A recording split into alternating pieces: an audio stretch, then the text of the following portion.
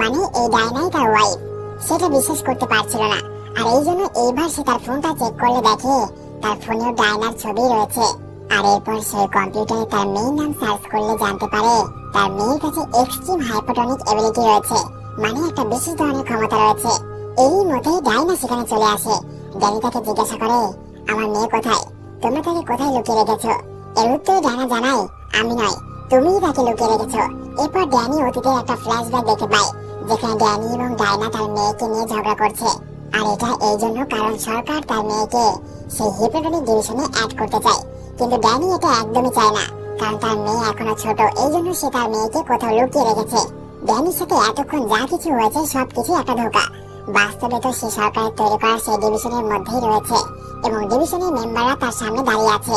আজ পর্যন্ত তার সাথে যা কিছু হয়েছে এবং সে যাকে যাকে দেখেছে তারা সবাই এই ডিভিশনের সদস্য, সেটা তার বন্ধু নিক্স, ব্যাংকের কর্মচারী অথবা তার সহকর্মী হোক না কেন।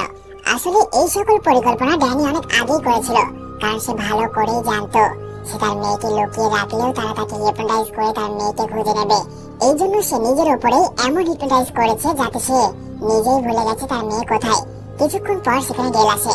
ডেল হলো এদের লিডার। সে বলে, বিগত 4 বছর থেকে তোমার সাথে আমরা এই একই গেম খেলছি, কিন্তু কোনোভাবেই তোমার মুখ থেকে তোমার মেয়ের খোঁজ বের করতে পারিনি। দয়া করে এবার বলে দাও তোমার মেয়ে কোথায়। আমরা তাকে উচ্চ লেভেলের একটা ট্রেনিং দেওয়াবো, যার ফলে সে অনেক বেশি শক্তিশালী